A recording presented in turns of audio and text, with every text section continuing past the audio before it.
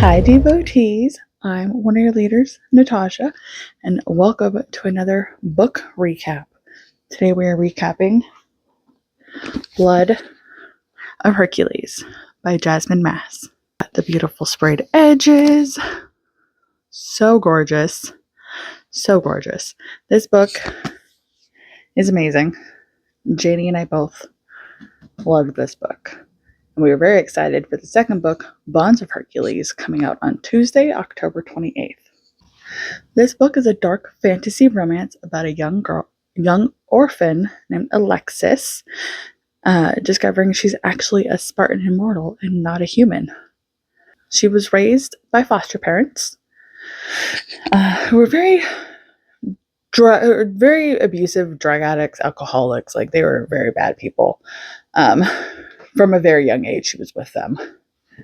One day, she was laying out in a field and met an invisible snake named Nyx. We love Nyx. And that kind of became her protector. And then later that night or the next day, some white-haired person came in to the trailer she was at with her foster parents and told the foster parents, "You're going to watch this child also." The young boy looked about a year younger than Alexis, and his name's Charlie. So they're with them. Fast forward a few more months, it's winter time, and Alexis wakes up and overhears the foster parents talking about getting rid of one of the children because, as it's winter, it's cold, their food voucher rations aren't lasting, and they're hungry, and they can save money and just get rid of a child. So as I said, Alexis wakes up and overhears this, tells Charlie to go in the bathroom to lock himself in there, and then Alexis kind of goes and kind of starts beating up like her stepmom, and then her stepmom like beats the shit out of her. Alexis gets her hits in, fighting with her stepmom. Her mom hit her so good she lost hearing in her left ear, and her left eye is like completely white and has like very small like vision, but it's like very like you have to be like in front of her almost.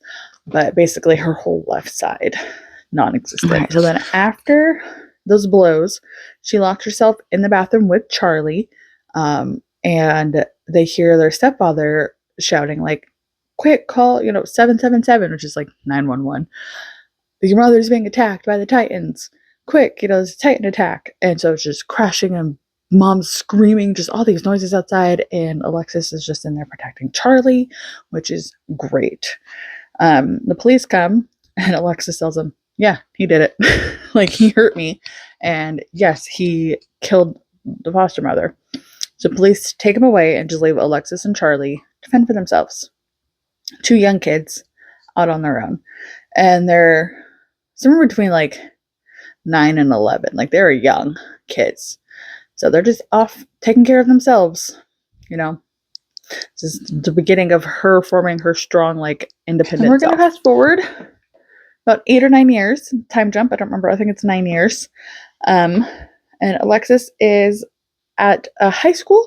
She's about 19, 20. She's going to do a test, Spartan War Academy exam, so she can try to better her life for her and Charlie so they can have good food rations and just have a lot of good things in their life. At the high school, doing this test, at the end, you kind of prick your finger, put drops of blood in like 2 circles to prove like you're either like not a Titan and not like... Her blood starts like boiling, like her blood's like toxic on the paper. And so like the high command gets called in, takes her away. And they're like, "Well, now you're going to be part of this because you're not human. You're Spartan." She's like, "Oh, shit." And so basically it's a free-for-all death match with, I believe, like 100 other kids at this time. And they have to prove like that you can fight and kill and go into the Crucible for like the last 10 survivors. And the Crucible is like intense. But for this, you will have mentors. So people that are in the kind of army, but they want to get high ranks, I believe, general.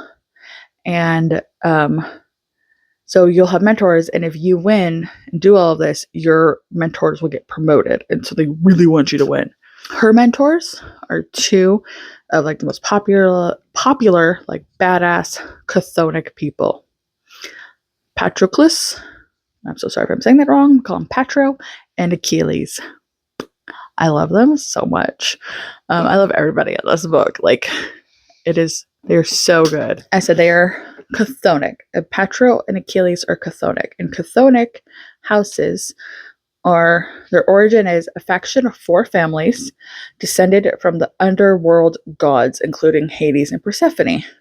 And then, so it's chthonic and Olympian houses. The Olympian houses, their origin are a dozen powerful, influential families that were once revered as gods, according to the book's lore. And so the 4 chthonic is the house of Artemis, the house of Aphrodite, the house of Hades, and the house of Ares.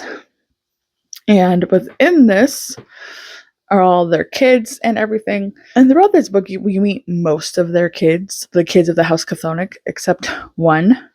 You do not meet in the house of Artemis. Artemis and Erebus had a child. That is Karen. I'm not sure how to pronounce it. She calls him Karen. Love it. He is like the ferryman of the dead. He is amazing also. So we meet him. And then Artemis and a Gorgon had Medusa. You do not meet Medusa because she's locked away. She's incarcerated. In house Aphrodite. Aphrodite and a human had Patro, and Aphrodite and Ares had Helen. And Helen is awesome. The house of Hades. Hades and Persephone had a child, but the child is dead, which is very sad and heartbreaking. House of Ares. So Ares and a human had Achilles, and then Ares and Aphrodite had Augustus. So Augustus and Helen are full siblings. And Augustus is the heir for House Ares, and Helen is the heir for House Aphrodite. So that's where that is. And Karen is the heir for House Artemis. That's how that is. It's a little confusing. I reference this so many times. So I'm like, who's related? Who's not related? So they're in this big arena killing people. She doesn't want to kill anybody because she's like, what the heck is going on? And somehow she makes it to the last 10. She's like, okay, that's kind of saved. And she sees this other guy that looks like he has chthonic powers. And she's like, oh my God, he's chthonic. I'm not going to say anything. She's like, I don't want to fucking die. You know, she's smart. Also, this book, her character is very millennial coded. And I loved it. JD and I were laughing a lot because I know we've texted about this. Like I just was reading the bonus chapters for book 2, like that were available, and it's like, this could kill you, and she's like, oh, please do. Like stuff like that. It's just, I loved it so much because I was like, girl, I relate so much to some of her inner dialogue. It was funny. Okay, so these 10 survivors, they meet with their mentors. They're with their mentors for 2 weeks to like heal and rest and figure out a game plan. Her mentors don't like her. Patro and Achilles do not like her. And they're, I said, chthonic. And they're kind of like more mind-mental powers. So Achilles has a mask over his mouth. Like, it has great, but he cannot speak. But he like smokes through it and eats and drinks, obviously. But like, it's funny to see like this, like they describe the cigarette through the grates, and it's like, okay, but that's how strong his power is. He cannot speak because it is hell, I guess. And I want to find out more.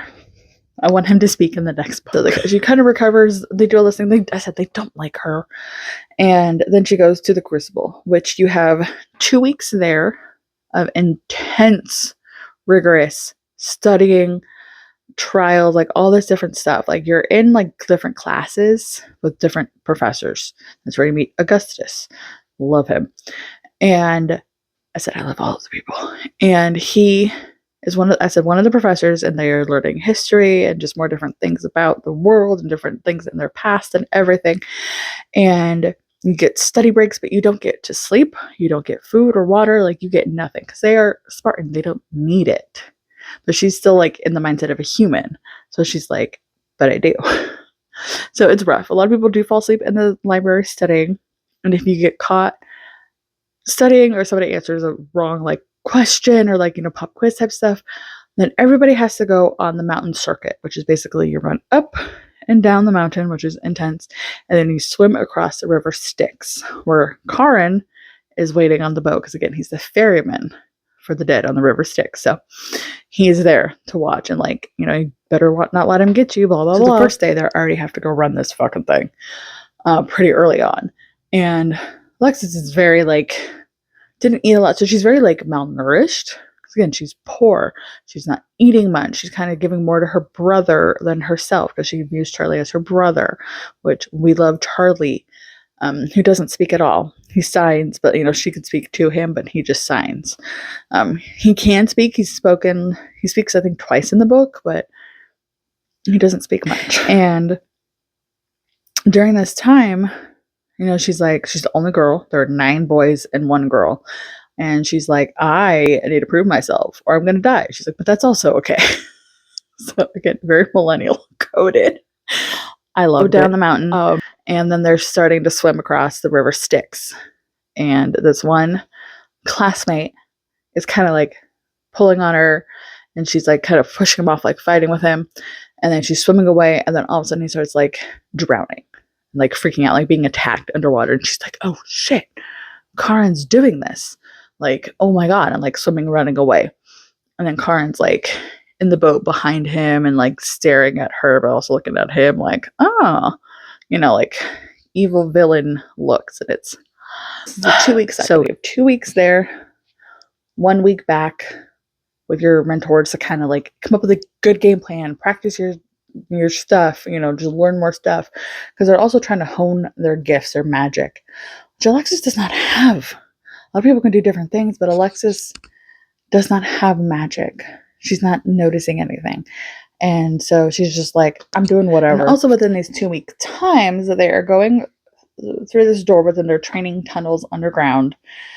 And it is a land with many different animals and creatures, some like normal, some mostly not.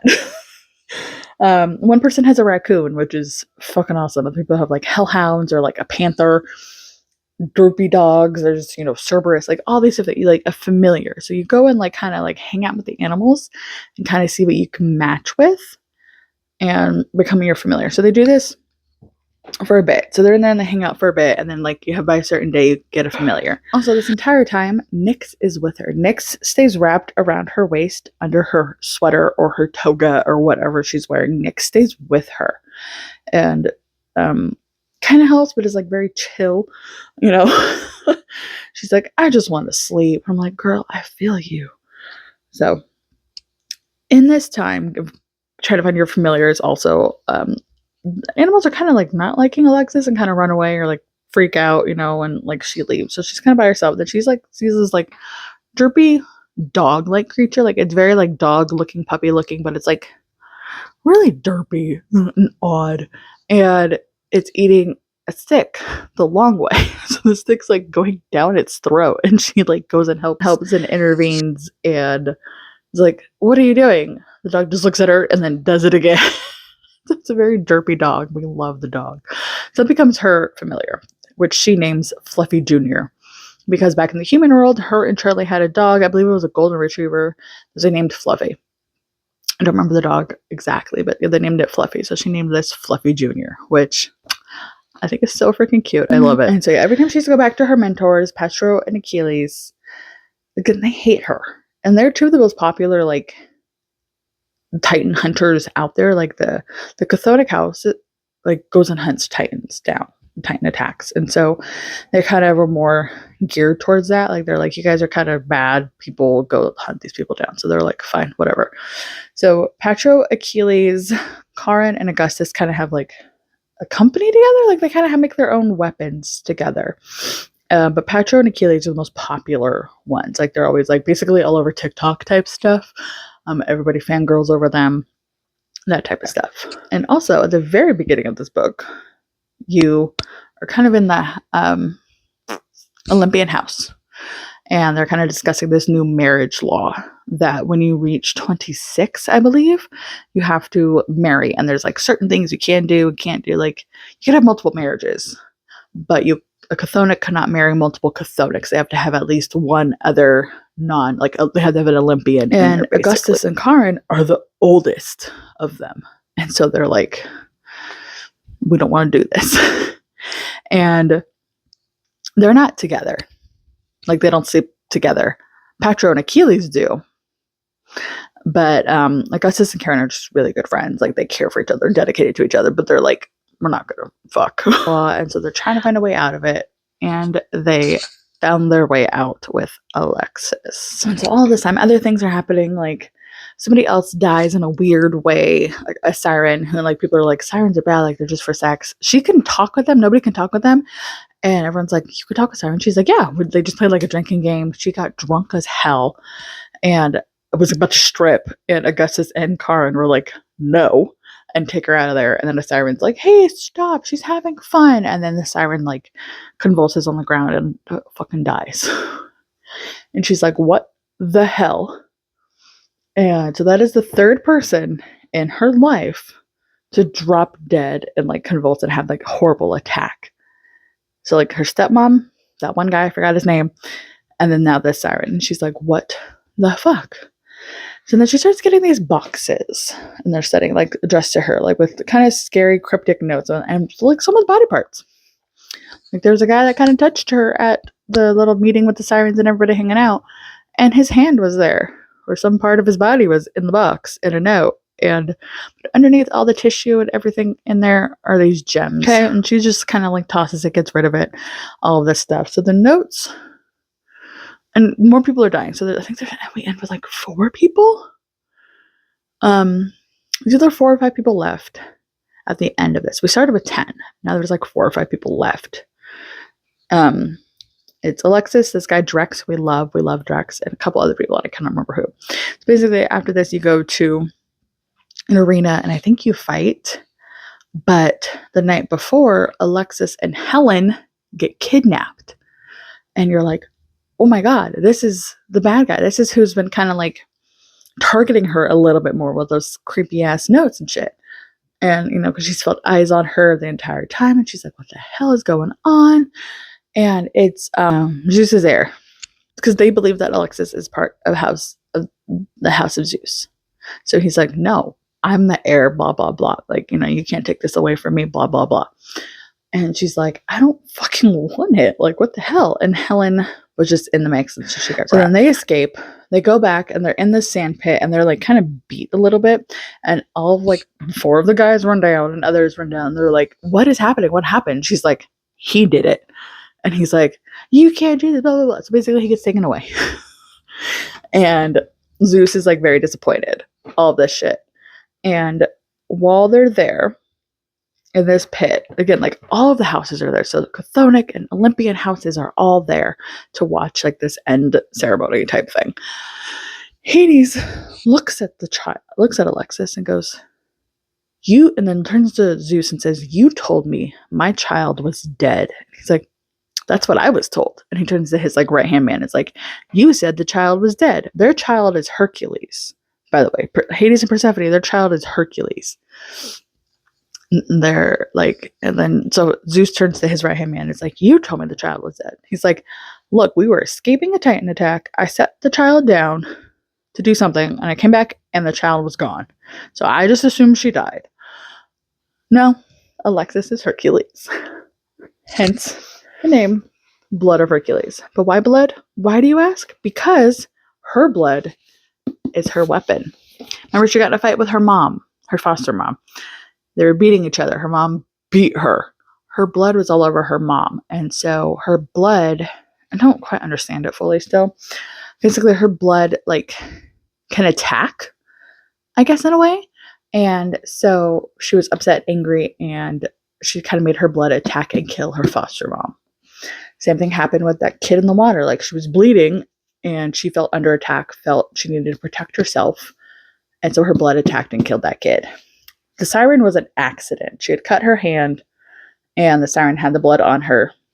And because she was upset and a little drunk and felt like I'm being taken away, even though it was by Augustus, she still made her blood attack and it killed the siren. And she did not mean to do that one. She did not mean to do any of these. But it's like, looking back, you're like, oh, shit. This is what was happening. That's why it's Blood of Hercules. It makes sense. And Karen figured this out so early on. When the kid was being attacked in the water, he knew. He knew right then and there. He's like, this is my ticket out of the marriage pact. I can't wait to tell Augustus. because Alexis Hercules was not written into that because Hercules is dead. Okay? Hercules was dead. Hercules was not written into this law that was written 10 years before. So, yeah. That's why it's Blood of Hercules. And so the boxes that she was getting, the body parts and the jewels were courting gifts. And so because she kind of accepted them, because she's also getting like a sweater, and she's like, whose is this? And she was wearing it because it's a sweater. I'm gonna wear it too. You know, that type of stuff. It was like a nice cashmere type sweater. And because she accepted them all, she accepted the courting gift. So she basically was engaged to Karen and Augustus. And she was like, what? No, you guys hate me. They're like, we're going to marry you because you're not written into this marriage law. So they found their loophole. And so they get married. And she's a virgin, mind you. Okay. So their wedding ceremony, they go down on her at the end. Like, everybody leaves, obviously. And then they go down on her, and then she kind of blacks out. And then they're kind of like, they like her, and they're like, we're going to protect her. But, she doesn't like them. She's like pissed off, which I don't blame her. Yeah, but also earlier, a few chapters earlier, before she got kidnapped, she had figured out how they teleport, and teleported, basically it's a domo, I believe, and that's like home. And so she teleported to Charlie. And she crawls into their little box home with Charlie, and they're just laying there. And then they hear more voices, and they're like, shit, because in the middle of the woods is where they live. And the human world, I think Montana, Yeah. And they hear voices, and then she's like, wait, I know that. And their box kind of breaks. It's the four guys. It's Patro, Achilles, Augustus, and Karen coming and being like, oh, this is your home? They're like, you really are a poor human. Like, you're not just faking it. You're not just like, oh, I'm just doing this to fuck the patriarchy. Which Augustus thought. He thought she was like trying to like shove it at people and shit, like women can do this too, because then his sister Helen wanted to do it, and he's like, no, I'm not gonna let her do this. So he was kind of iffy with her. Now he's like, oh, I know better now. Which is funny. But yeah, we end with Charlie being in the world. Hades and Persephone kind of take Charlie in, and it's like, also, I'm obsessed with Charlie. Who is this kid? Why is he here? We have so many questions. I don't know how many books are going to be in this series. I don't know if there's going to be more after book 2, but I cannot wait to get my hands on Bonds of Hercules and read it. I have to wait a few days to get it, but as soon as I get it, I'm going to be binge reading it that weekend. I'm not going to put it down. I'm not going to be available. No. Because this book is something. I read it because Janie kept telling me to, and then I got into it. I finished it in a day. In 24 hours, I finished this book. I looked, I was like, okay, when can I get book 2? Where's book 2? Wasn't out yet. I still had 3 months. I was like, are you shitting me? I was so mad. But this book is so good. So good. If you have not read Blood of Hercules, I highly recommend. I had our friend Katya read it, and she loved it too. It does not follow Greek mythology accurately, obviously, but it has a nice little spin. I love the way the story goes. It is so like well paced, and like the 2-week training and learning everything, it's kind of like she kind of blacks out. So it's like a montage of like things, but you don't know exactly what happened because she kind of blacks out during that time. So it's kind of funny. Yeah, I highly recommend. I know Janie and I are going to be hunting down all the different copies and versions of Bonds of Hercules you can get, because there are so many gorgeous ones. And that is your recap for Blood of Hercules by Jasmine Mas. And go get Bonds of Hercules on sale Tuesday, October 28th, wherever you buy your books. So we will see you next time. Bye, devotees.